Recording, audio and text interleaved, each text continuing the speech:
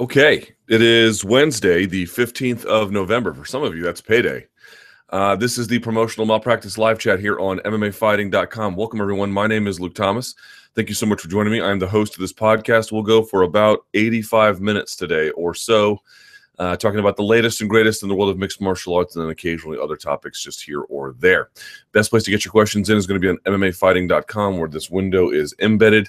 But if you're watching on YouTube right now, and why wouldn't you be? Give this video a thumbs up and then subscribe to MMA Fighting below.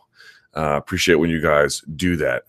Topics for today, well, whatever you really want, but I'm imagining it's going to be something about Conor and Bellator and Marc Goddard.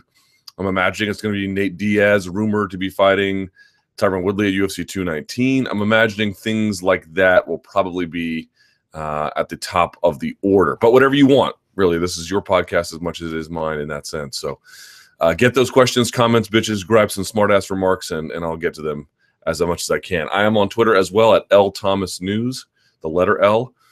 And then if you tweet me and use the hashtag chat wrappers at the end of the podcast, by the last 15 minutes, I'll get to those tweets. So there we go.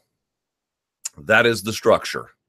One bit of housekeeping notes. So I had mentioned before vacation that when I was done with all of that, and everything was set anew, we would explore some new t-shirt possibilities. Well, that is where we are. So I have an email address, lukethomasnews@gmail.com. Send me an email. Let me know what you're looking for. What I'm thinking is a Barbas t-shirt and some other designs, but let me know your preference and whether you were able to buy the first one or not. Just sort of give me a sense about your customer experience or lack thereof, and we'll start getting that ball rolling. And I can't make any promises. You know how it is. It takes me forever to get this stuff out, but I eventually get to it. And we'll hopefully get that in by the Christmas season, but if not, first quarter 2018. Okay, there we are, off and running. Let's get to these.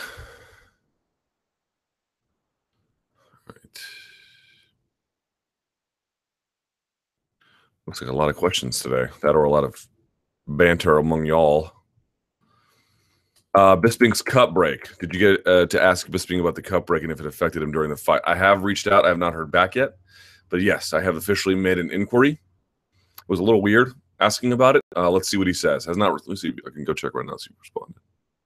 No, not yet. Not yet. But when he does, I'll let you guys know. So if you follow me on Twitter, as soon as he gets a response up, I won't wait until the next week unless he does it next Wednesday. But if he gets to me before then I'll just put it up on Twitter and let you guys know what he had to say. Appreciate that, though. Okay. Nate Diaz training for Tyron Woodley. Yeah. What are your thoughts on Nate Diaz potentially fighting Tyron Woodley? Nate never got far at 170, and I can't imagine someone like Woodley would do much less than embarrass him. Yeah, so let's get to this one. This is a really crazy one that was sort of came into, I think, larger awareness. Let me put this off. Last night or so. Wow. Desperate times call for desperate measures, you know. UFC has a main event, UFC 219, which is in about 6 weeks, and they have an event, but they have no main event for that. I mean, that must be, you know, even if they put this together, how is this going to sell? I don't know. So let's sort of figure this out from the various players involved here. If you're Nate, why would you take this fight? Well, first of all, let's backtrack and look at his record. At welterweight in the Ultimate Fighting Championship, he is 3-3. He has wins over Rory Markham, Marcus Davis, and Conor McGregor at 170. At 170, he's also got losses to Dong Hyun Kim, Conor McGregor, and Rory McDonald. Now, in examining that, what do you notice? Number one, hard to know what to make of the McGregor at 170 fights insofar as what it says about him at that weight class. I know everyone thought he was huge for it. All of a sudden, Tyron Woodley comes around, and everyone's like, he's way too small. I've been telling y'all, he is big enough to fight at welterweight, not really to succeed at welterweight any kind of sustained way, but it's more suited for lightweight. I don't know why this was a debate. I don't know how this came to be. He's got a very long frame, and I think that kind of confuses people. He is not big. Or he's not that huge anyway. He is much more suited for lightweight and should have no problems making it. I know many lightweights significantly bigger than him who have never missed weight. So that's just the first thing. But he is big enough to compete at welterweight and do okay. The thing about that is, though, the McGregor losses and wins are a bit of a wash, number one. Number two, that just leaves you with, on the loss end, it leaves you with Dong Hyun Kim, and it leaves you with Rory McDonald. On the win, it leaves you with Markham and Davis. You know, there's a bit of a different skill there. Obviously, Dong Hyun Kim and Rory McDonald aren't merely newer fighters, but they were better versions of the welterweights than Marcus Davis and Rory Markham ever were. So, you know, I think what you could say is, could he compete at welterweight and probably do okay? Yeah, he's a 500 fighter at welterweight, and that might decline a little bit. It might go up a little bit, but that's more or less where he stands in that division. But I wouldn't recommend a prolonged push there. That, to me, would not go well. And I think the more he fought upper-tier welterweights, the more it would probably put L's on his record. Again, he can win there, but that's not where he's suited to be. So there's that. The second part is, when you look at this, why would Nate Diaz take this fight? If in fact he is taking it. Why would he take this fight? Well, in thinking about it, if you're Nate Diaz, do you really want to be in a position where the only way you can get monetized is if you fight McGregor? I don't think you want to do that. Or at least you don't want to, you just don't want to hitch your wagon to one guy, to one rivalry, because maybe that fight will happen, maybe it won't. It probably will, but even then, when is that going to happen? If you're Nate Diaz, you got a precious few years to make fights, and while the McGregor one certainly has been a tremendous boon to his career, and you can understand why he would want to be selective about taking fights, you just don't want to have your business be a function of Conor McGregor's schedule or willingness. That seems to me a little bit too narrow of a scope. And if you've ever listened to Nate Diaz, you know, he's been fairly consistent. It's not that he's ever ducked guys. I mean, he fights the toughest of the tough. It's just that he just wants to get paid to do it. It looks like if you're Nate Diaz, number one, you don't want to be hitched to Conor McGregor. And number two, if the UFC is in a bind and they're willing to pay you to fight Tyron Woodley at welterweight for a title shot, and presumably you'd be making more money for this, either from a flat fee that they would raise for this contest or whatever the case may be, you know, you would want to take that. You kill two birds with one stone. You get the money you're looking for, more or less, and you're not hitched to Conor McGregor through that. So that's his perspective. If you're Tyron Woodley, this is a no-brainer. You get to get another fight in this year. Let's be real about it. In terms of popularity, Nate is the A side there. I don't know by a dramatic degree, but he's definitely the more popular attraction of the two. So if you're Tyron Woodley, now you get to fight somebody more popular. I would favor Tyron Woodley to win that contest, just speaking realistically. You never know, of course, but that I don't think is a crazy presumption.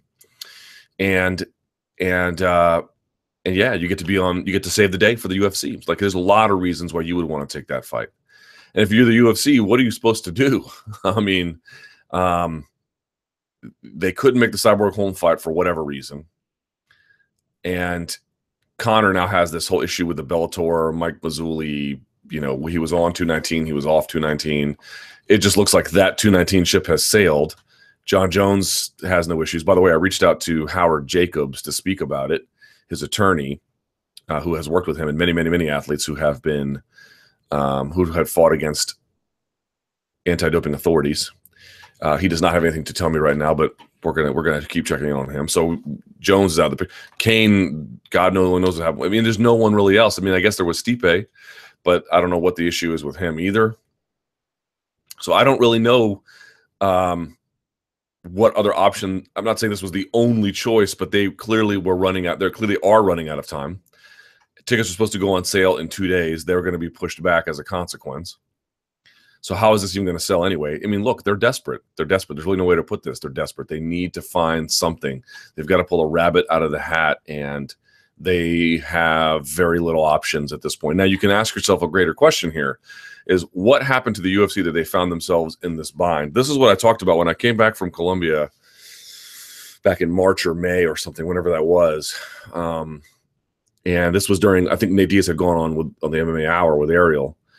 And you know, he had talked a lot. And one of the things that occurred to me was, when there's fighter malaise, it doesn't just bring down morale, right? Everyone is like, I'm not as hot on MMA as I was, or, you know, UFC, or this guy or that fight. it makes fighters less willing to compete. I mean, part of what makes this machine work is that fighters take fights on a relatively routine schedule so that the machine just turns as it's supposed to.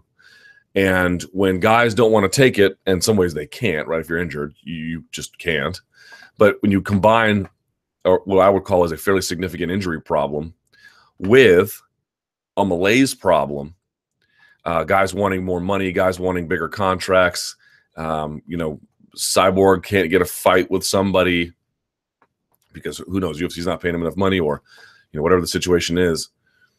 It just brings down everything. It slows everything to a grind, and it makes matchmaking that much harder. I mean, think about how many fighters are out there who are just desperate to get to the UFC, and then think about the guys at the top tier of the UFC, and they're desperate to hold out.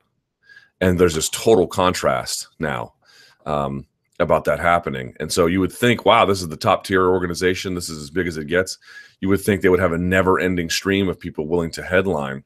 And to some extent they could. It's not like they can't put a fight on there and just elevate it to the main event. But the main event kind of fighters just don't want to do it under the terms they've been doing it. And this is what I mean, man.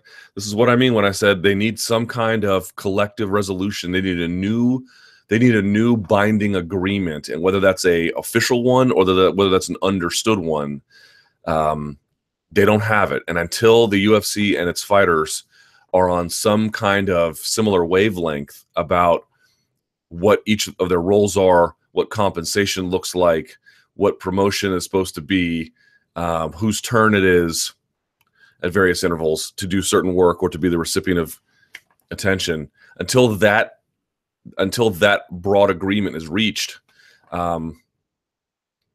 have a problem. It is amazing to me. Like, the UFC machine for so many years was just built on a basic, what do you want to call it? Like, one of the things I really underestimated in my career early on was how much the UFC machine operated strictly on either the fighters having no leverage, which is obvious, but on top of that, and more importantly, I think, just a general sense of willingness. I mean, think about how much the machine worked because fighters were just willing to do things that otherwise weren't necessarily in their interest, or because they felt it was holding up some code of martial arts honor, or that's just what fighters do, right? Think about how many years they operated on that, going event to event, year over year, just by fighters not really saying no in any kind of real way, just saying yes. And as soon as they start saying no in any kind of even way, the entire thing begins to slow down in fairly dramatic ways. It's kind of shocking, actually. I mean, in other words, it's not built on some kind of contractual understanding that everybody really should and must compete a certain number of times a year, or that there is some kind of contractual written into law or regulatory order the way in which this is going to operate month over month, day over day. Like, think about the NFL. Like, even if there's lots of injuries, everything just keeps moving. Right? The whole thing just keeps moving. And again, UFC will keep moving to some extent, but in the ways in which it matters, it can't. And this is a perfect example of that. The entire machine was just built on guys saying yes. And when guys and ladies stopped saying yes to the same extent, there was a massive problem that was immediately created. That seems to me the kind of norm you don't want to be reliant upon. If you're built on people willingly saying yes, you're going to have problems. As soon as there's malaise that sets in, you're going to have problems. They need to establish a new kind of partnership, a new kind of arrangement, a new kind of deal. Because if this is what our new reality is, this is not the last event that's going to be like this. This will not be the first of many.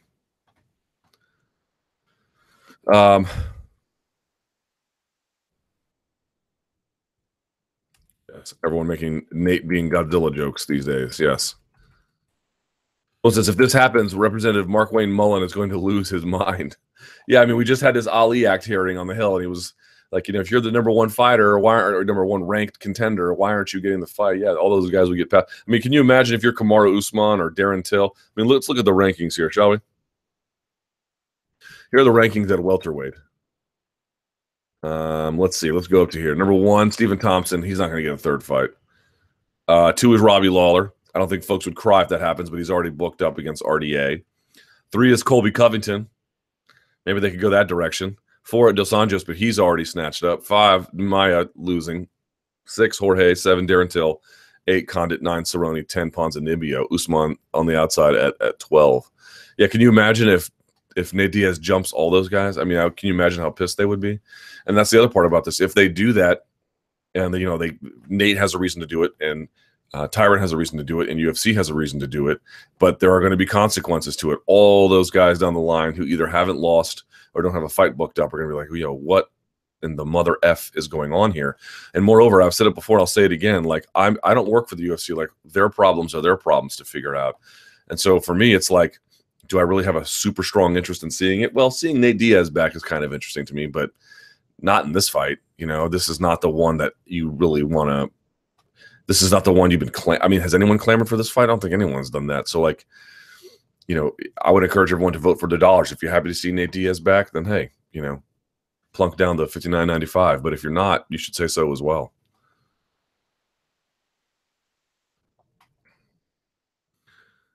This is what this person writes, not me. Quote, does anybody buy McNugget's lame 2-bit apology? And this is what he is writing, not me. Bro, all caps, by the way. I was so concerned for that KO'd fighter that my teammate just beat, I just had to jump into the cage and hug my boy. Then slap that bitch Goddard. How dare he say the fight wasn't over? I saw a man die in the MMA. How could I not react the way I did? Yeah. So what? I mean, I'm assuming that you want to have a larger talk here about Conor's apology. I mean, look, I don't know how you guys feel. I find this. How do I say this exactly? I don't really care about forcing people into public apologies. Like, everyone's like, after Conor's there for, do you want him to apologize, Luke? Is that what you want? No, I don't really care. I don't need you to apologize to me. Like, first of all, I'm not like super offended by it. I'm just more just from a public decorum concern. Can you just not do that?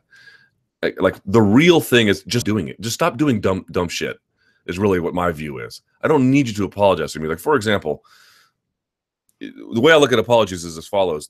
We have this weird way of examining when people who have public lives, and by that I don't mean like government officials, although you can include them as part of this, but if you're enough of a celebrity, your life is partly a public matter of consumption. Whether that's good or it's bad, it's true. Conor McGregor is certainly that kind of guy. And whenever someone has this public life and they air publicly or they air privately, but it becomes public, we expect them to apologize to us. I don't know why he needs to apologize to me. He didn't do anything to me. Now, he did certain things wrong to Bellator or to Johnny Redmond or to certainly this larger order that we're trying to establish in mixed martial arts events. But that's relevant to the authorities involved. It's not like he didn't like come and like smear dog crap on my doorknob on my house. He didn't slash my tires. I don't need an apology. And moreover, this act where we treat it like we're some teacher's assistant at university and we're looking over a student's paper on, free trade or phenomenology or organic chemistry, and we're going through it and we're looking through it with a fine-tooth comb to make sure all the arguments are coherent and it sounds like we're going through it like it's a script for a play, and we're trying to make sure that it sounds, contrite enough. Well, this is stupid. This is stupid, and this is a waste of our time. We are asking figures for authenticity in action and in thought, and then we are putting them through a series of obstacles that produce none of that. It's just so weird. I don't know. I don't need an apology. If he wants to apologize to Marc Goddard, cool. Mike Mazzulli, fine. Bellator, fine. Whoever. Johnny Redmond, great. They have a bit of a different relationship with this matter, but me, I don't need an apology, and nor do I care to hear one. It was the same thing with Well, I'll get to that in just a second. But so generally, this weird exercise we go through, I just don't like it. It seems so disingenuous. And the reality is, there's no real way to tell if the person is contrite anyway. Like, we're grading it, trying to be like, well, he used the word "I'm really sorry" here, and then said "forgive me" here. Man, he must really mean it. This is ridiculous. There are people in this world whose sole job it is to convince you that someone else is sorry for if you pay them money, and the very people who have access to those kinds of services are the ones who have that kind of money and who live a public life.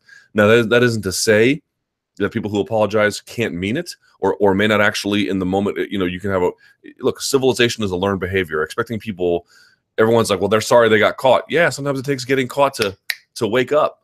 That part is true too. But here's the issue: because everyone is trying so hard to sound so authentic, you can't really tell who is and who isn't. And because you can buy those services, you can't really tell who is and who isn't. McGregor's apology is actually different, and though almost the exception that proves the rule. 99 times out of 100, you can't tell, except when they get the apology wrong. Right? The ones who trip over themselves to get it right, you can basically not differentiate that between someone who really might be sorry or someone who paid someone to make them sound sorry. Those two are identical.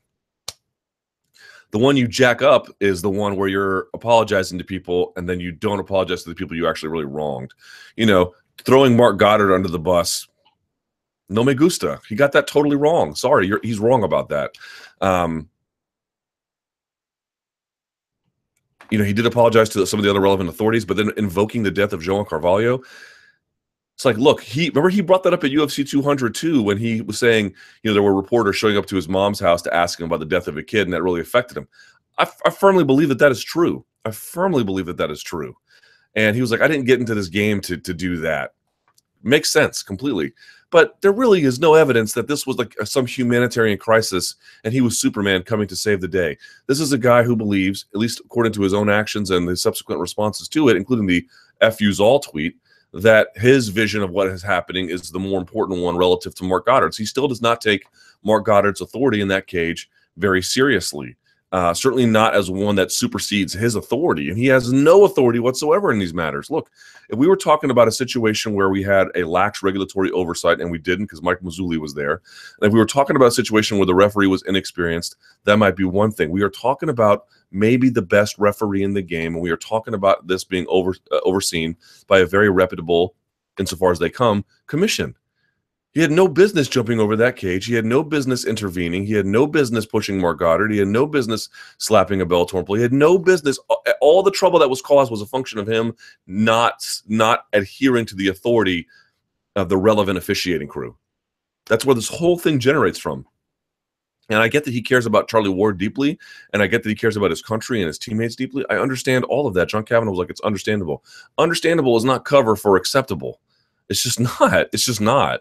There has to be some kind of law and order maintained here, and just believing that you have a right to be, that, well, I don't like this referee's decision, so I'm going to intervene. We were talking about something that would have to be a unanimously viewed crisis for someone to intervene, and even that would be, a moment to reflect upon whether or not that was ethically justified. Just jumping in, and there's no, did he look like he was coming to save the day? He looked like he was coming to celebrate his teammate. And so, in the end, it was like, I get that he realizes there's an examination about him, and that having a better sense of decorum probably will be in his best interest. And I take that seriously. But the lack of awareness about Marc Goddard is stunning, frankly, stunning. And Marc Goddard was, in that explanation, trying to articulate how confusing everything. Like, poor Marc Goddard is trying to control this thing. He can't even hear the bell. He's trying to assess whether or not this fight should be stopped, whether the round should be stopped. And then there's people jumping in the cage and then pushing him around. Marc Goddard deserves one thing and one thing only: sympathy, understanding. What an that job is hard enough when you can hear everything and there's no one jumping in the cage. That's how hard that job is. If you had perfect auditory ability and you had no one else interfering, that job is still difficult. Now add in a ridiculous amount of crowd noise and a celebrity jumping in the cage. What? It's a miracle nothing even worse happened. It's a miracle nothing worse happened. So, again, it's like the apologies. I don't need them, man. When Cam Newton was like, wow, I didn't know women knew about running routes. Like this was some esoteric thing. Literally anyone who watches football, who reads beyond a fifth grade level, knows that people run routes. They may not know all the routes, wheel routes, hitch routes, curl routes, or whatever, but they know people run routes. And then he goes and does this apology, and then the apology looked good? Sure. Do I have any sense that he has learned from this experience? No. All I care is if the next time a reporter asks you a question, don't be surprised that that they knew the information. That's all you got to do. I don't need you to apologize to me, and I don't need Conor McGregor to apologize to me. If you're a fan and you feel like he owes it to you, then you can feel that. I don't really have a strong opinion about that. But what I do need from him to understand, and what he clearly does not, is that he's not the authority here. He's the celebrity here. He's not the authority. That's a real big difference, and he seems to be confused about the two.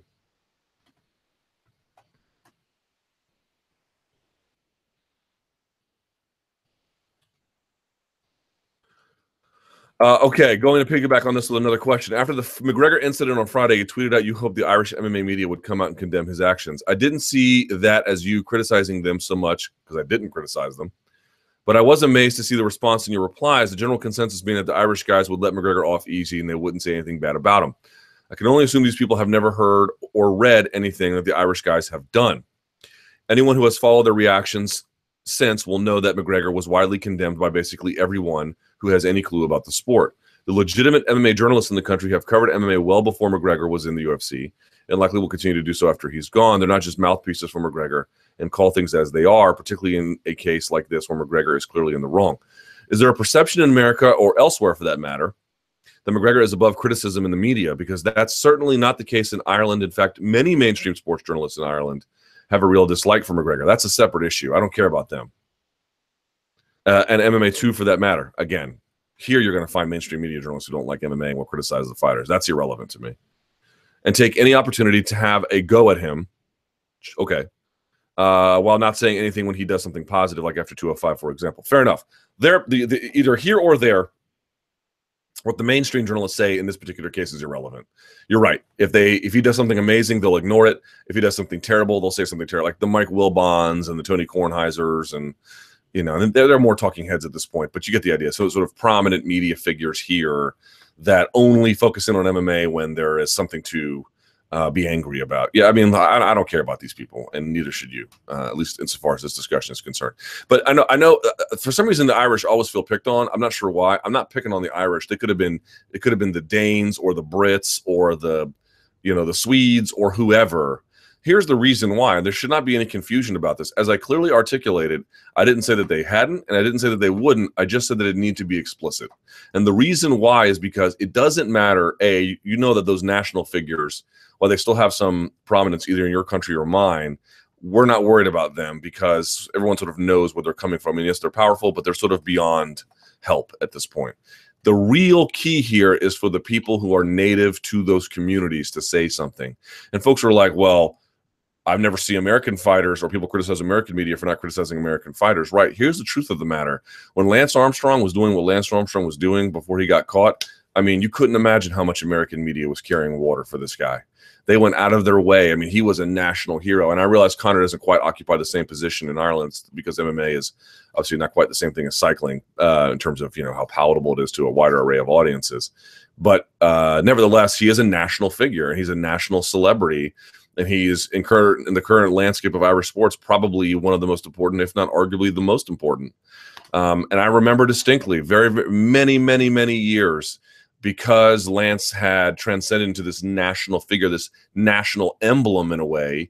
Yes, of course, there were some people who were willing to criticize him, but there were a lot of people who would temper it all the time for any number of reasons. And it's just true that if somebody becomes a powerful enough symbol, then they begin to take on the shape of the larger culture around them, and they align themselves with everyone's broader set of identities. And that makes criticizing them difficult, to say nothing of the fact that if you were in the media and you really slammed, John Kavanaugh or Conor McGregor or SBG, they wouldn't have any obligation to let you into their gym again or interview their guys. There could be a consequence to that. Now, in fairness to the Irish media, let's sort of call it what it is. I thought their response was excellent.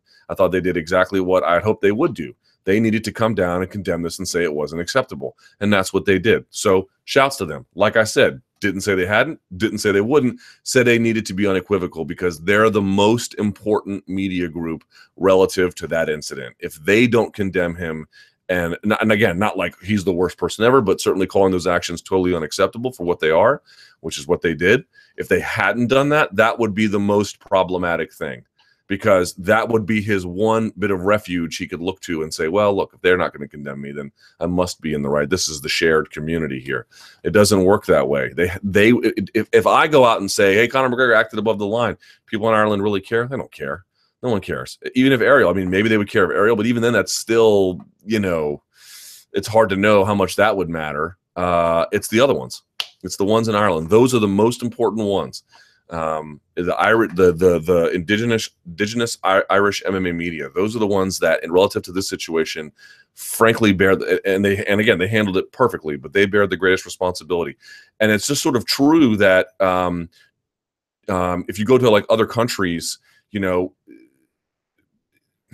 it's true in this country. It's true in America, just not for fighting.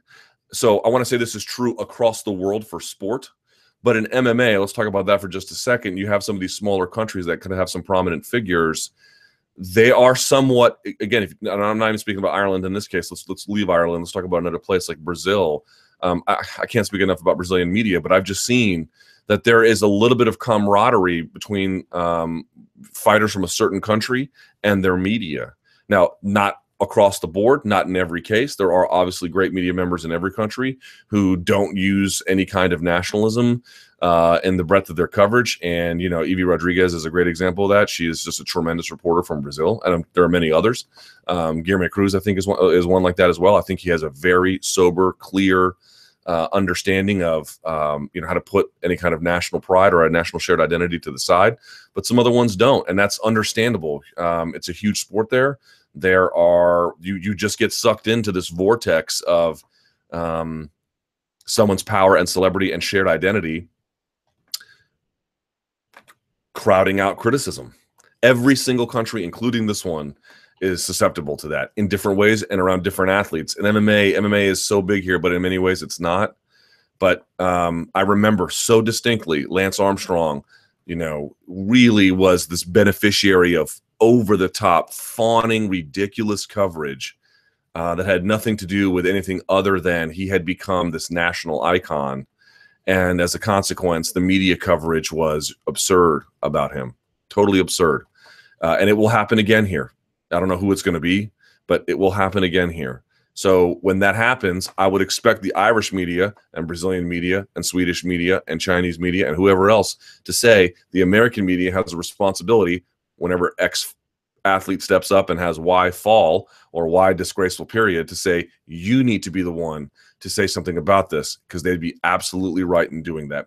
In that situation, they were the most important, and good for them. They stood up and did their job.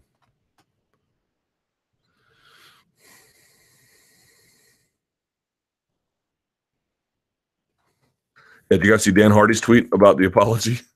It's kind of funny. He wrote, apologize at the start and finish of the statement, but put your real thoughts excuse in the middle. That's called an S sandwich. Dan Hardy. Hardy doesn't sugarcoat, does he?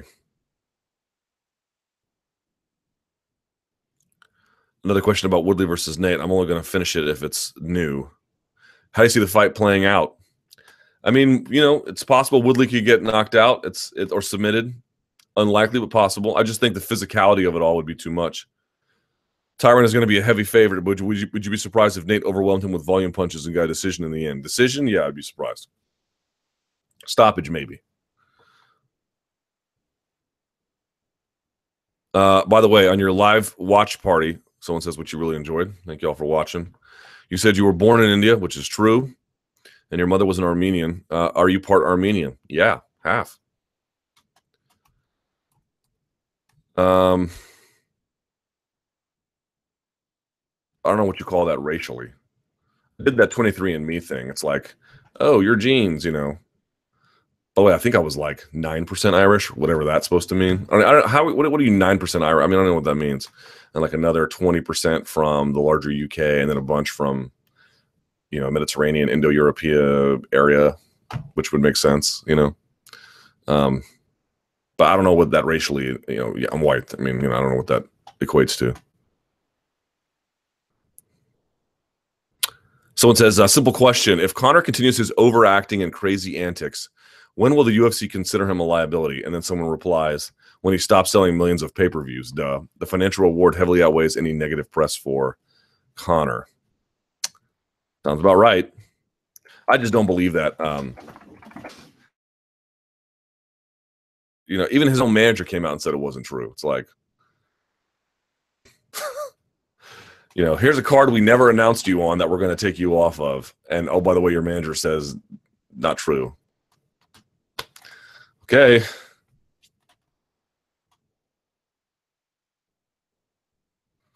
Meat and potatoes. Luke, what are the top 3 best fighters you would describe as very meat and potatoes-ish? Please choose wisely, and I, as many others, will become fans of this. This is sort of a weird question. Someone says Stipe. That's a good call. In his prime, Chael Sonnen. Who's another one? Very meat and potatoes. So in his prime, Chael Sonnen. Stipe Miocic. Again, meat and potatoes doesn't mean bad. It means they don't do a ton of different things, but what they do is very rock solid. And who else? Who's a good example of that? Let me see. I would not say Habib because there's a lot of sophistication to what he does, even more so. Think about the third one. There's less of these guys these days. Do I want to say Chuck Liddell? I don't know. Randy Couture? I don't know. Because they can do it all, actually. That's not fair. I don't know. I'd be one to take examples of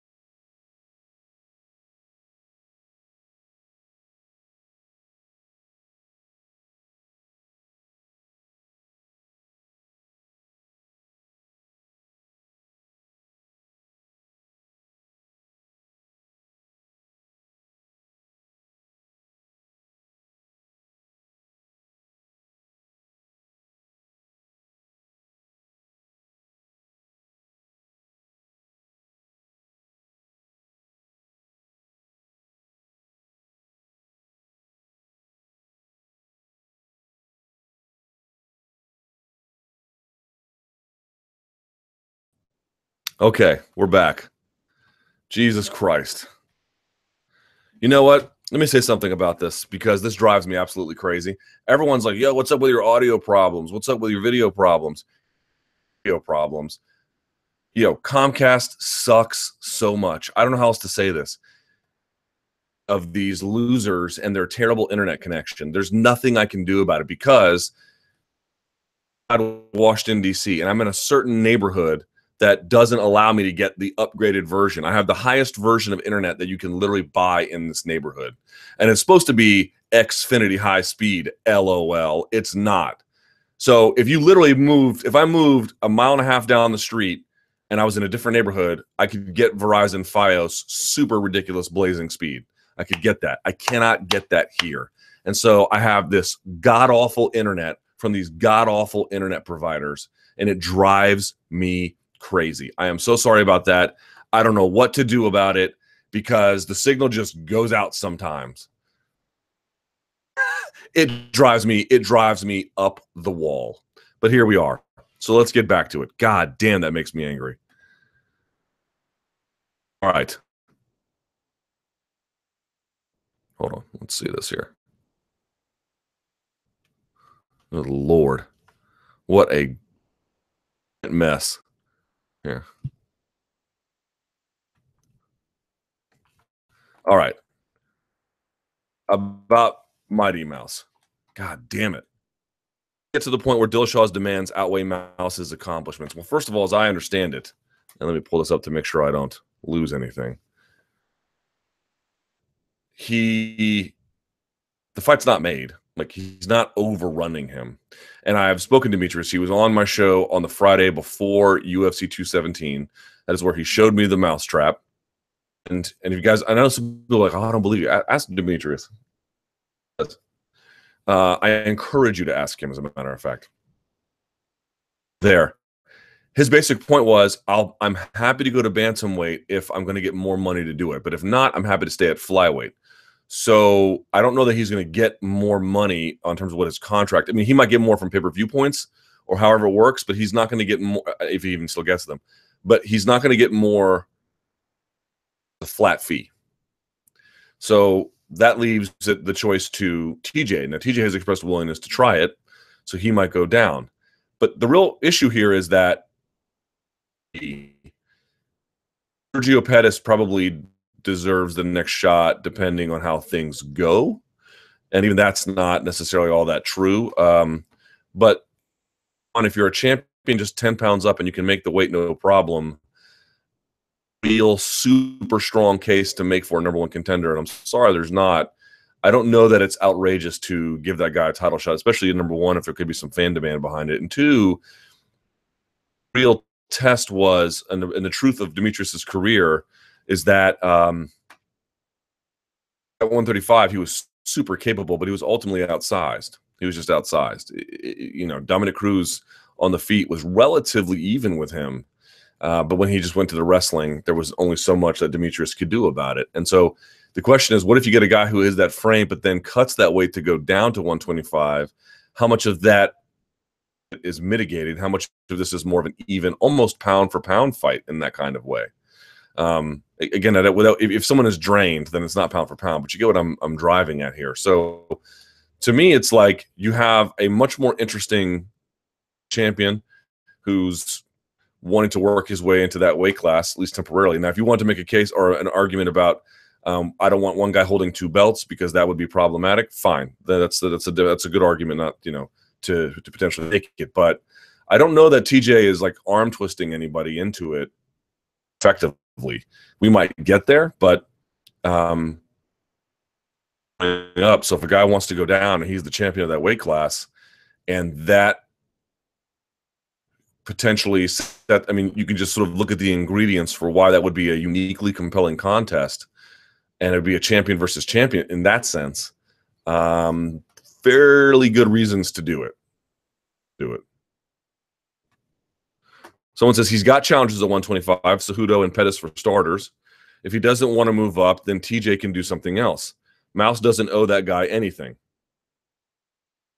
A lot of great challenges for TJ in his own division. That guy has been champion for like 5 minutes now. Also true. So if you're not into it, that's fine. I don't have any issue with it. But God, I hate Comcast so much.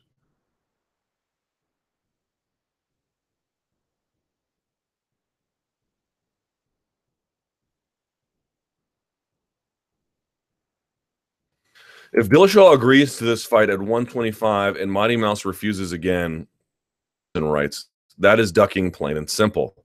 TJ is the toughest fight available for DJ right now, period. Know that. But yes, there's reason to think that might be true. I can see why DJ would prefer an easier fight, but come on. If he refuses the fight under these circumstances, full camp, promotional backing, TJ is a champ and likely the most lucrative option, that will absolutely affect how people view him.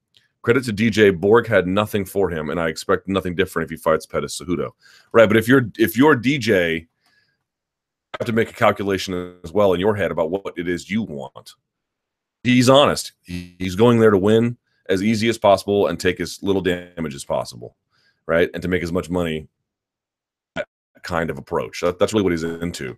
So I don't know how much he cares if he is or isn't ducking. If he's fighting top contenders who are natural flyweights, that might be in what he wants totally satisfactory. I mean, look, the interesting part about, I think, DJ, and I don't know this to be true, but my hunch is there was a time where he was a little bit unsettled by the idea that he wasn't turning into some kind of promotional darling that not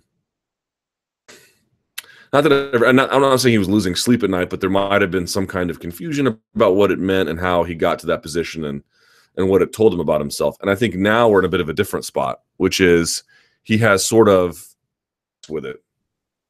He has somewhat made peace with it. And as a consequence, through that peace, he is not really willing to put himself through unnecessary risk. If you make it worth his financial reward, sure, just about anything if you make it worth his while. But he has a sense about what he wants to do in the sport, what he doesn't want to do, and what the price tag for that is. And so either you make that or you don't. But if you guys want to sit there and browbeat him, and I've done it too. I mean, I'm not above it. So I'll just say, if we want to browbeat him, I don't know how responsive to that he is. I think that's a big fight for him to take. I would love for him to take it. On a value to him, given his value set, I don't know what is. Now, the part about, see, he's trying to build through that win streak. He might believe that he can just keep fighting top contenders, and as long as that win streak stays alive against top contenders, that by hook or by crook, he'll go down as either the best ever or one of the best and easily enter the UFC Hall of Fame and doesn't have to expose himself to additional risk. Again, this gets back to the conversation about to what extent do you want fighters to retain matchmaking control? Because you all want them to get paid. You all want them to have health insurance, some kind of retirement help, something.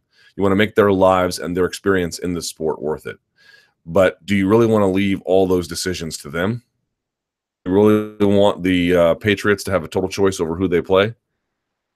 Set that and just force them to go through the schedule. Something to be said for that.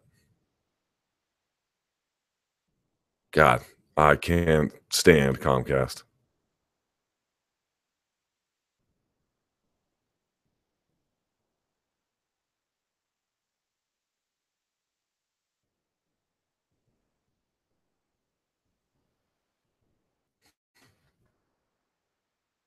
A lot of names here today for fighters.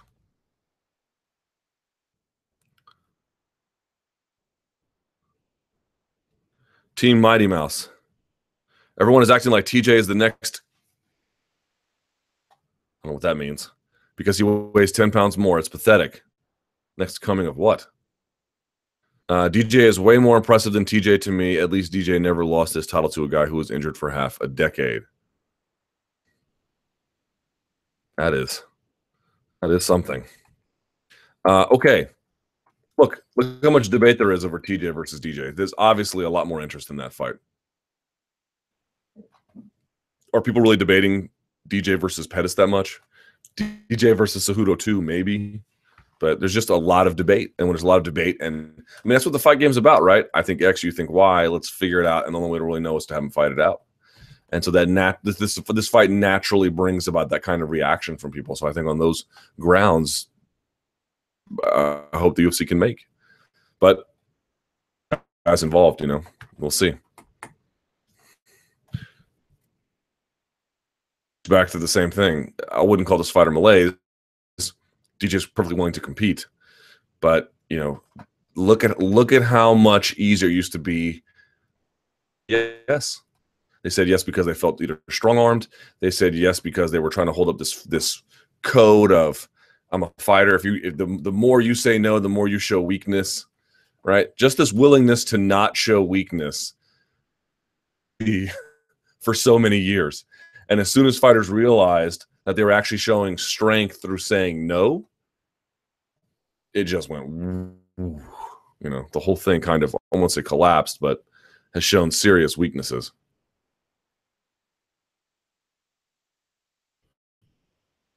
Out of Bisping's career, Luke, what are your brief initial thoughts on the Bisping Gastelum matchup? I was pretty shocked when it was first announced. And then two, assuming Bisping gets his wish for a retirement fight in London next year, who would you like to see him fight? Quote, I see you soon, boy. Or not quote, I'm sorry, hashtag. Brief initial thoughts on Bisping Gastelum matchup. One, you know, the old Bisping is back, the guy who would just take on any challenge, basically any place. He's a tough bastard, man. He really is maybe the toughest guy that we've ever covered. He is a totally different breed. He mentally, I just never seen a guy like that in my life. I've never seen a guy who's just so unafraid of challenge. Now, again, when he took the title, he might have had some relative to, you know, what was out there. But, you know, when he was a contender and is a contender again, or, you know, contender, whatever, he is, man, he fights tough guys. You know, I thought Nate Marquardt was done for. And again, I certainly think he's in the twilight of his career.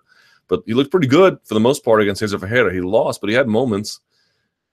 Looked like he was a done man against Kelvin Gastelum. Kelvin Gastelum has a way of just making guys, Chris Weidman notwithstanding, look bad.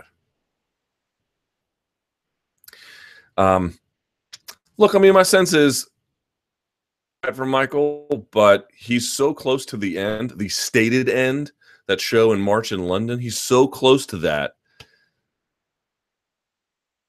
You know, I don't really know. Do I think it's medically sound that he's having a turnaround in 3 weeks? No, I guess I don't. If he can pass those tests, what can you really say? But at the same time, it's like whatever damage has been done to him, I mean, it's already there. You know, how much are you really adding at this point? Maybe you'll add a lot, maybe you won't. But now is the time to worry about that kind of thing. You know, now's the time to just not let him do whatever he wants, but I think to be a little bit lenient. And again, desperate times call for desperate measures, right?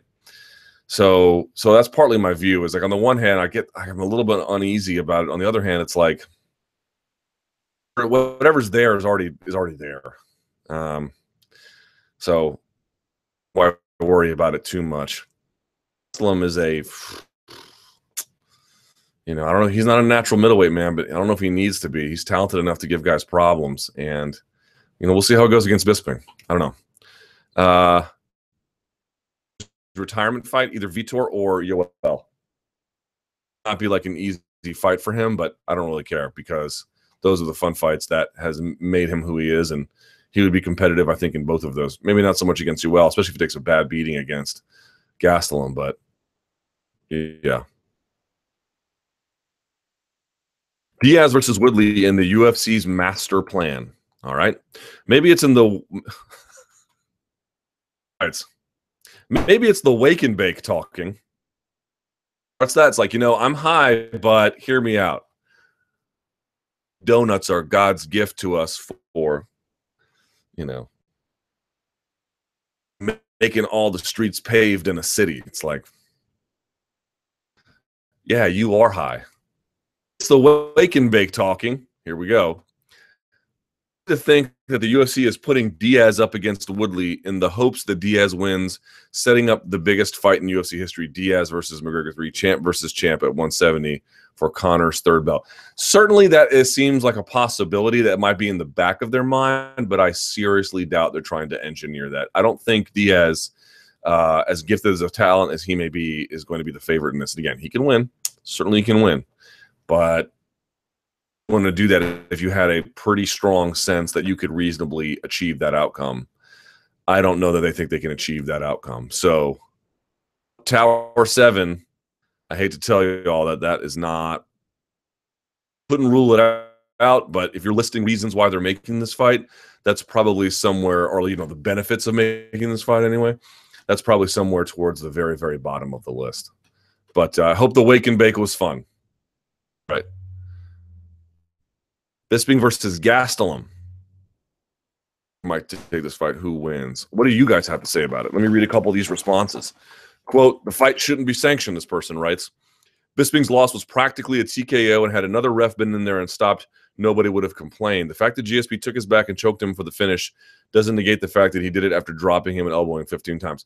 Him being choked out is of zero concern to me. The elbows are what was the concern to me. The jabs he took, those were the concerns to me. The getting choked out, I've told you this before, I can tell you a team in New York, I've said it many times, is a true thing. It's a totally true thing. There are savages up there. They have a rule, no tapping to chokes. And they're all fine. I don't think that's I don't think, having a blasé attitude about conscious as part of the Hippocratic Oath, listing my concerns, the fact that he got choked unconscious, fairly low on that list. Fairly low on that list. The elbows, the hard Superman jab, or all the other stuff he took, that stuff is the stuff that worries me. So it says, Bisping wants 2 more paydays rather than just one. Seems to make sense. He knows he won't go on another championship run, so it's just one more night. Against a blown-up welterweight like Gastelum is probably a good risk, as Bisping might lose, but I don't see it being as devastating as GSP loss. Even if he does, and win or lose, it doesn't stop him from having a final send-off fight in the UK next year. Kevin rocked Weidman pretty hard and was saved by the bell, and he was forced to use his huge size in wrestling. Weidman forced to use his huge size in wrestling to overcome Kevin. Bisping could not handle a welterweight in GSP. Well, not quite a welterweight. I don't think that Bisping can do to Kevin what Weidman did, so I don't think his chances are that good. The hand speed of Kelvin is something else. It says, end the misery. Sanchez and BJ Penn at lightweight. Loser goes home retired. Can you imagine how sad that fight would be? Dong City and Mario Odysseus. Yes, everyone and their brother has told me about it. BJ Penn and Diego, I don't. BJ Penn fight again. And Diego, I'd be okay with like one more, but that's about it, man. I do not need to see that.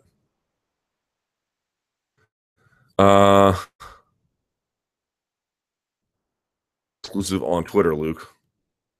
Don't know. Can you promise us donkeys you will remain loyal? Oh, you mean like taking this off and putting it on Twitter? I don't think they're going to do that. Don't worry about that. This is like good for the YouTube channel. It's like, don't worry, it's fine. Someone says SB Nation is taking all of Luke's YouTube content. What is up with that? That's not true either. I did one live chat for them. Not live chat, excuse me, post-fight show. My channel.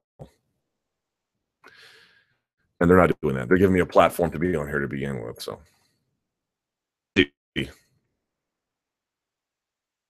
2 question. Running. I can never tell anymore. Did the UFC make the right call going with Aldo? What adjustments do you think he needs to make to win? That's a great question. Man, I had Cub Swanson on my show. I think you heard him on Ariel's as well. Let me say one thing about what Cub told me that really kind of resonated with me. He was like, look, man, look what I've done. First of all, he's on a 4-fight win streak. But more than that, he's like, I have gone out there and I have fought injured. I have fought, every of this earth, big cards, small cards, whoever they needed me against, I've done it. I've put on stellar performances. And here's what he said that really stuck with me, because I understand where he's coming from, but he's fundamentally got it wrong. And he said this. He goes, I just want the UFC to show me like a goodwill gesture for all of my many contributions to them and for them. And that sounds real nice. It's like, I did a solid for you, do a solid for me. But I just have to tell you, I just don't think that's the way this works. It should work that way. God, it'd be nice if it worked that way, because you want to see somebody like Cub. He's right. He has done all the things he said he's done. He has entertained fans across the world and year after year, and showing up and, never missing weight and things like that. I mean, Cub is a professional's professional. He's a fighter's fighter, and he's a fan's fighter too. Not a lot of guys you can say that about. He's a smart guy too. He's got his own side business and everything. He's got a new baby girl. I mean, this is a guy who's living life in a way, and he's looking for a little bit of financial security in the last chapter of his career. But asking a corporation, asking another entity in this kind of business arrangement for a goodwill gesture, if you're asking for a goodwill gesture, then they're going to give you a very moderate to very minimal increase. If you want what you want, you have to find a way to make them bend. And if you can't make them bend, then that's the world you live in. And it sucks, and it's hard to accept that. People don't believe that. They don't want to believe it's true. They want to believe business should work in a way where, like, I do you a solid, you do me a solid. I wish it worked that way for him. I really do, because I would love to see him get the contract that he's looking for. And he told me they did make him a decent to generous offer. It just wasn't the kind of contract he was looking for in terms of financial security. So just as sort of a lesson to everyone out there, if you can't make the person or entity or whatever, unless it's your friend or your dad or something, you know, somebody, if you're involved in a family business, but if you're dealing with a stranger or, you know, some kind of entity in that way, if you can't make them bend, then getting what you're looking for are very, very slim. It's just a reality we all have to face. He's not exempt from it. I'm not exempt from it. You're not exempt from it. Nobody is. You know, it's the way of the world. Okay, that's the first thing I would say. Second of all, there was a real logistical concern here. If you removed Cub from the Ortega fight, which also is in December, I think December 7th, who are you going to replace him with? Robbing Peter to pay Paul. Aldo had no fight.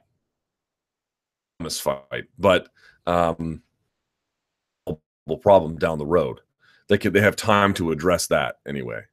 So change the headliner for December, I believe, not the 7th, because the first fight's on the 2nd. Yeah, that's right. So there was that part. The other part was that, yeah, Cup tells me that he broke his hand and his jaw, and the reason why he tapped was because the pain it hit his pain threshold, and he just couldn't take it anymore when he had that guillotine. And, you know, when Cub talks about pain thresholds, believe him. But the larger point here is that I just think that, you know, former champ, I had noticed this. I had noticed that when this fight was made, or not made, I'm sorry, when it was rumored that it was either going to be Aldo. No, sorry. Announced that Edgar was out and Aldo had thrown his hat into the ring. Aldo had said, hey, I want to be considered for this too. Guys, put me in, coach. There were a lot of folks who were saying, you know, oh, I don't. And to me, look, neither Cub nor Aldo deserve that fight. But Frankie Edgar can't fight, so now you have to grade on a curve. And if you're grading on a curve, is not meaningfully stronger or weaker than the case for Aldo, other than the logistical concerns about that main event. I know that champ, and that works to his benefit, but he just lost to him. He got stopped by him. You know, there's not a really powerful case to make. You can make a different case that, you know, since losing in the way he did, Cub has gotten a lot better, and as I mentioned, was on a 4-fight win streak. You can at least say there's been some rehabilitation or, you know, improvement. But here's the reality: the people who are like, "Oh, LOL, Aldo, you sit down." Every time, where if two guys have a beef, and not just in a fight, but they have a larger dispute about who the other person is, and they badmouth their character and their team and their country and their choices and their experiences, and then they fight. If one person wins, they get to define reality for everybody. Aldo has been maligned in the same way that TJ was prior to the Garbrandt fight, you know, by his beef with Conor McGregor. And I don't really care that Conor did all that. He's selling a fight, and he's, you know, wants to do and can do. There's nothing wrong with that. But the rest of us have a responsibility to realize just because Conor won the fight does not mean that everything he said about Aldo is necessarily true. And vice versa doesn't mean everything he said is necessarily false either. My point being is just because you win or lose a fight, that shouldn't adjudicate beef that they had, where winner up, everything he said must have been right, loser everything he said must have been wrong. Maybe Garbrandt and Team Alpha Male have a point about TJ. Maybe TJ has a point about them. It's a little bit more complicated than just I'm going to let the winner define everything, because I can tell you the Aldo who beat Mike Brown and the Aldo who beat Pequeno Nogueira and the Aldo who beat a lot of those guys was beloved in the sport. You cannot imagine the fever pitch excitement when the UFC put on that weird goofy pay-per-view or whatever it was. I don't think it was a pay-per-view anymore, between when they had Aldo fight Uriah, you know, and they had the weird blue gloves, and you could not imagine the palpable excitement for this guy. And over time, yes, he has done some things, you know, pulling out of fights and, you know, just saying weird things like, no, I didn't think the fight was close when it was quite obviously close.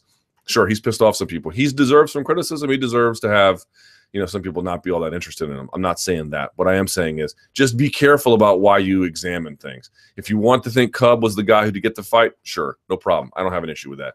And if you wanted to think that Aldo was or even wasn't the guy, that's fine. You can make it's not a meaningfully more powerful case with one guy over the other. The only thing I object to was that clearly doesn't deserve this because, well, I guess he called Habib a pull-out merchant or just, whatever. Just don't let the dispute about a fight and then letting the winner define reality. Reality is always much more complicated. If you're a little bit ho-hum on Jose, cool. But I don't know that he's worthy of the kind of dismissiveness that I saw.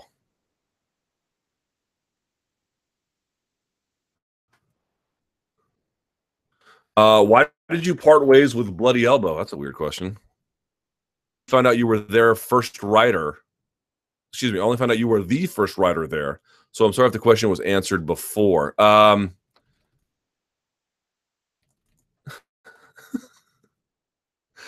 Here's how it worked. Bloody Elbow was founded. I think my participation started around February of 2007. I had my own before that. But neither here nor there. So around February 2007, Nate Wilcox, who was currently still there, asked me to take over for it, and I did. He eventually came back on board. I'm not really sure when. Until about I want to say 2000, sometime around 2011 or so. So 2007, 8, 9, 10, 11. So about 5 years I was there. It's funny. I used to be known for Bloody Elbow. Now some people don't even know I was there. So eventually what happened is I got hired by, at the time I was part-time with SB Nation the whole time. And then eventually I got a full-time offer. So after about 5 years, I got a full-time offer. And then I went to SBNation.com because they didn't really have much of an MMA presence and they were really growing it. And then eventually we created something very, very, very, very briefly called MMA Nation. And it was me, Nate Wilcox, Jonathan Snowden, and then Tommy Myers, who runs MMA Mania. And we were only operational for a few months. This was not something that went very, and it didn't go all that great either, to be honest. But AOL put up MMA Fighting for sale, and then SB Nation, who had many, many former AOL employees work there, they bought it. The rest is history. Then at that point, transitioned because I had left Bloody Elbow and I was already at SB Nation. I had just sort of transitioned over MMA Fighting, and then took on an editor role, and it's changed over the years as well too, but that's how it works. So the only reason I left was because they gave me a full-time offer to go to the mothership. I have nothing but respect for Bloody Elbow. It's my first love. I read it every day, and they do consistently great work.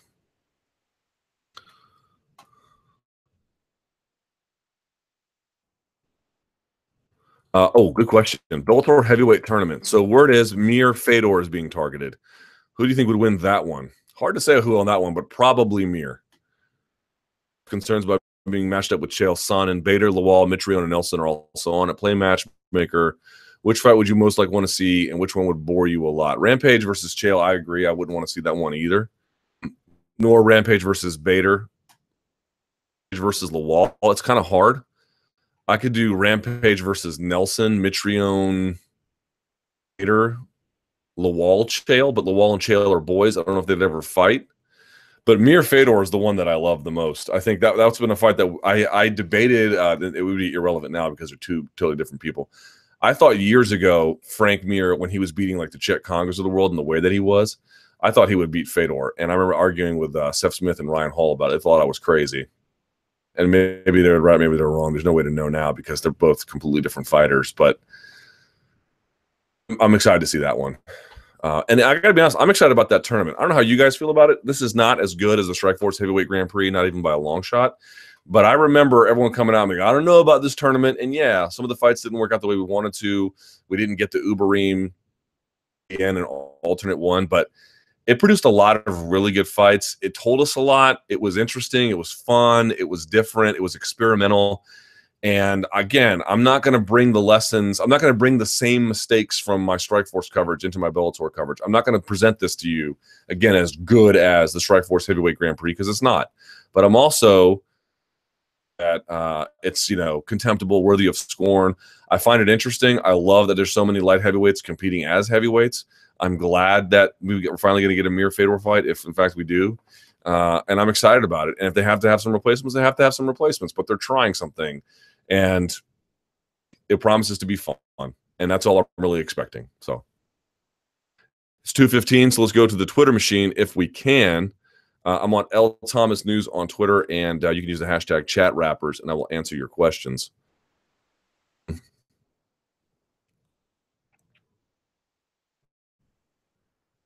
The UFC continues to have difficulties because they book fights and venues separately.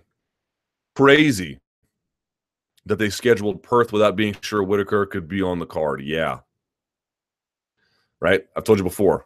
The guys who make the fights and the guys who don't work together very often, I'm told. I'm told it's a separate process.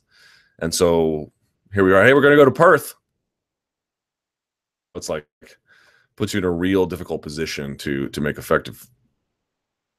Am I the only one excited for Brian Ortega versus Cub Swanson? No, definitely not. I mean, that's a great fight. There's nothing wrong with that fight. It's just that they needed a replacement for Max Holloway. But yeah, Brian Ortega versus Cub Swanson, that's a sick fight. I'm very, very excited for that one. If Diaz takes the 170-pound strap from Woodley, is it a trilogy fight with Conor McGregor for the welterweight championship? A virtual certainty at that point? Yeah. Oh, Nate gets it done. How would you not do that? You would have to do that. For a fighter, would you be pro-union, pro-Ali Act, or a scab, LOL, JK? Hard to say. Because that, in many ways, is the most beneficial from the fighter standpoint. But if you're asking me my position now, most pro-union. So, when was the last time Aldo fought 2 times in 1 year? I'm just happy he's fighting 2 times in a year. Well, let's check. So, Wiki. He fought twice in a year. All right. So let's see. Since WEC days. Twice in 2008. Can you believe this? He fought 4 times in 2009, but 3 of those fights were first-round stoppages, and one of them was an 8-second KO against Cub. Twice in 2010, twice in 2011, once in 2012, 13, twice in 2014, once in 2015, once in 2016, then twice in 2017. So it's been since 2014, basically. Okay. We continue. Thoughts on Terry Crews naming a WME employee as a sexual assaulter? I don't know anything about that, but that sounds bad. That sounds bad. They're going to come in every place, right? They're some isolated incident.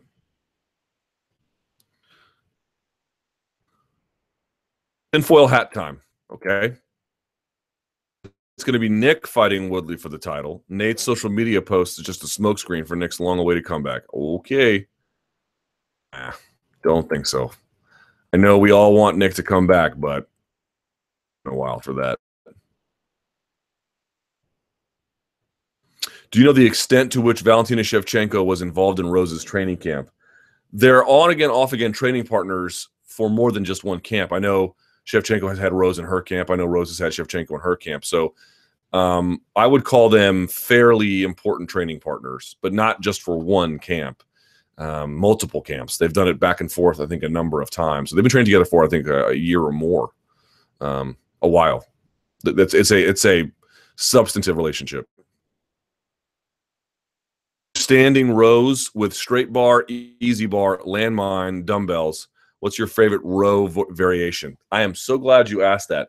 Do you guys know who Kaylor Woolham is? Kaylor Woolham is the deadlift god. You look at this guy. He actually works at a grocery store. That's really his job. I'm not kidding. And he looks obviously like somebody who lifts weights, but he's not super big. He doesn't have super big legs, doesn't have super big arms. He is the deadlift god.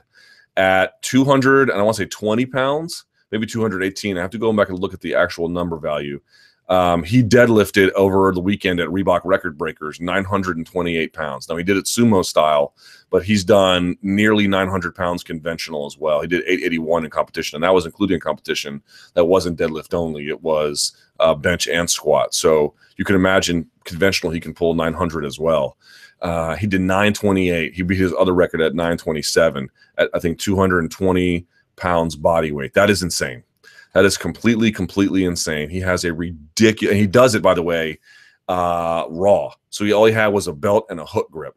So that means he had no straps on his hands. A hook grip is when you put the pad of your thumb on the bar and then your fingers come over it. It's a way so you can keep double overhand, because a lot of people deadlift grip, and that's the reason why, is because if you alternate the grip, however much this one slips, it locks it into place together because of the way in which the hands roll opposite. But it creates it can create an imbalance, muscular imbalance, if you do it over time. So Caleb Woolham, double overhand, goes and yanks 928. So where is all this going? He has this bit where what he does is for shrugs and rows, and he uses a little bit of body English. So it's not a strict form. He's kind of muscling it a little bit, but he tries to row however much he can deadlift, and he sets it up from a deadlift position. So he gets to the platform, he'll put on, if he can, if he can deadlift, let's say 900, he'll put on 550 on the bar, and with a little bit of body English. So again, it's not like a pendlay row where you have strict form. He's using a little bit of body English, and he'll row that weight to where he'll start from a deadlift, he'll deadlift it up, then the bar goes down to the mid shin, and then he rows. I've been trying that for about a couple of months now. More than that now. It is awesome. Your deadlift will blow up on that if that's what you're trying to do. If you're just trying to get some size, then you can just do dumbbell rows. Just remember to J-hook at the end. I don't like the machine where you put your feet up and you put your chest on it and you just do this. I don't feel like you get enough lat engagement, and I feel like if you really want to work on your strength and your lower back strength and your erectors, mixing in pull-ups, you have to do that as well. But try that. Just setting up like a deadlift, significant weight, like 60-70% of your 1 rep max, and then just start rowing it, and make sure to pull the lat out so you can feel it. It's awesome. It's super awesome. And Caleb Woolham was the one who showed that. Would you favor Dustin Poirier over Gaethje, Barboza, Khabib, or T-Ferg if they were to fight, or is he at his ceiling? Gaethje, if he fought smart, yes. Barboza, he can beat all those guys if he fights up to his potential. The question is, will he do that? Khabib, I don't know. He's a bit of a different animal. Same with Tony Ferguson, but a bad dude, man. And that was a great fight he had.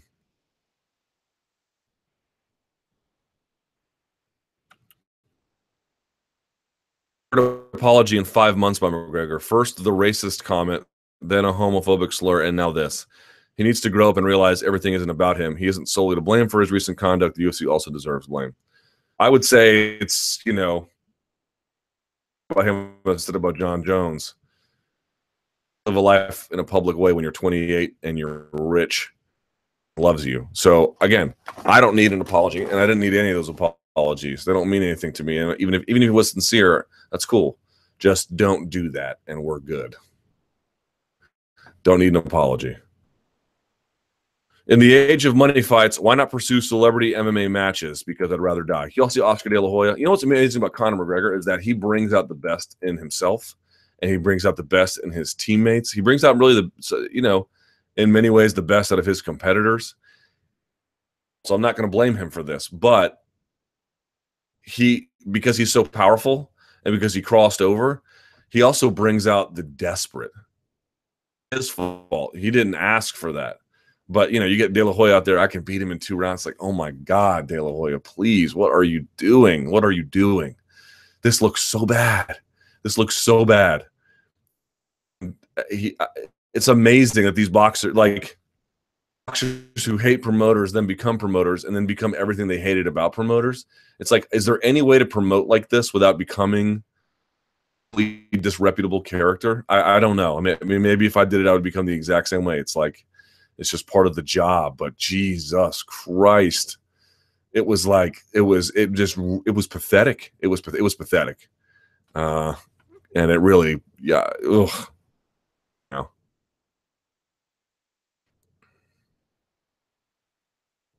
Underrated Arnold flick, take your pick. Eraser versus True Lies.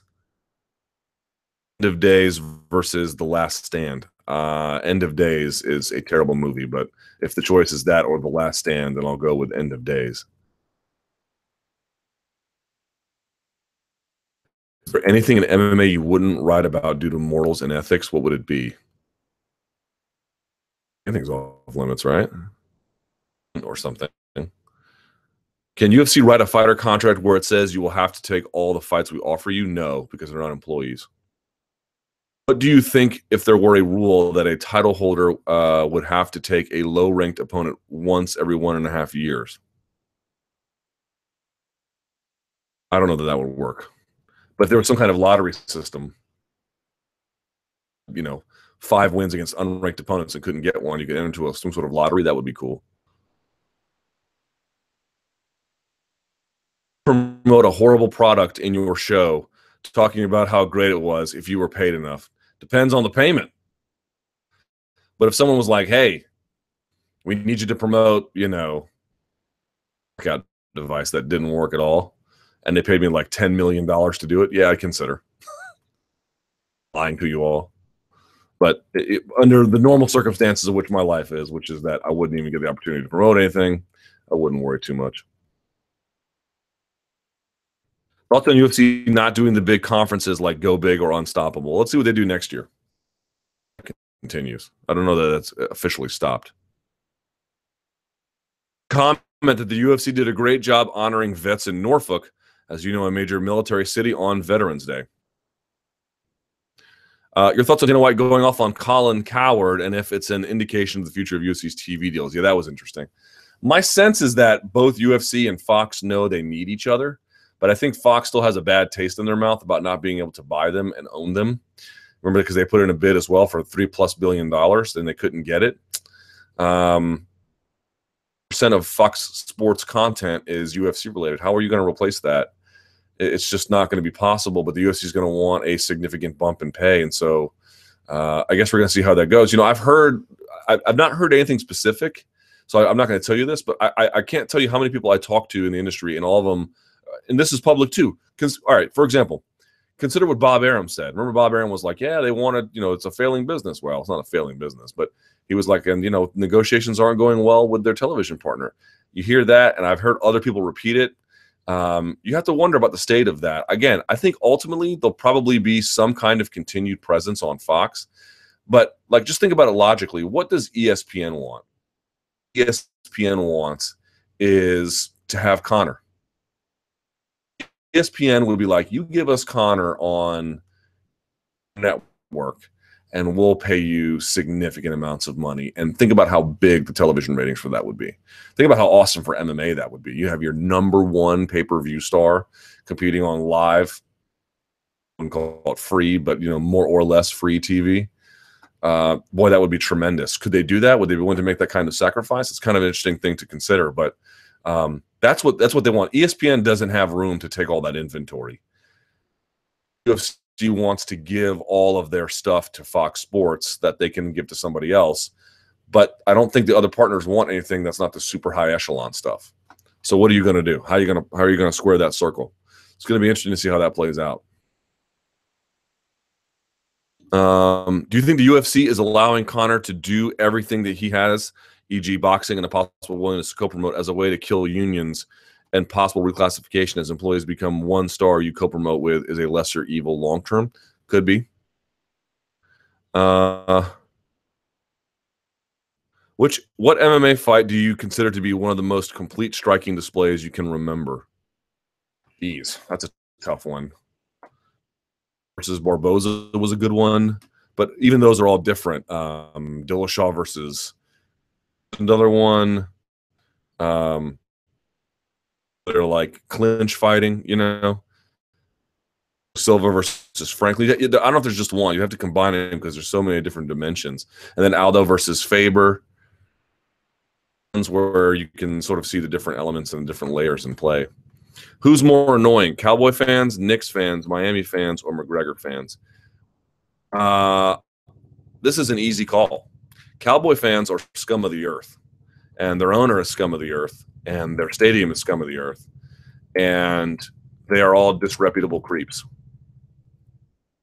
F the Cowboys, now and forever. Last one. Any rumors about who will be on the Fight Night card in Charlotte at the end of January? I do not have any. Last one. Are you planning on streaming any more watch parties? Yes, but not right away. There's some things that need to change. The traffic was good for it, but the ad rev was terrible. And I need to fix the shooting location. I need to fix a lot of the technological stuff. So yes, the answer is yes, but not right away. We're going to have to figure that out. Thank you guys so much for watching. I really appreciate it. I'm sorry for the late start and the terrible stream issues. You can go complain to Comcast because I don't know what to tell you otherwise beyond that. I'm actually now tethering off my phone. This is what is powering the internet right here because so reliable. Email me, LukeThomasNews@gmail.com with t-shirt ideas or feedback. Let's see what's going to happen this weekend. UFC Sydney coverage, MMA Beat tomorrow, lots of good stuff. So subscribe to MMA Fighting, like the video, and until next time, stay frosty.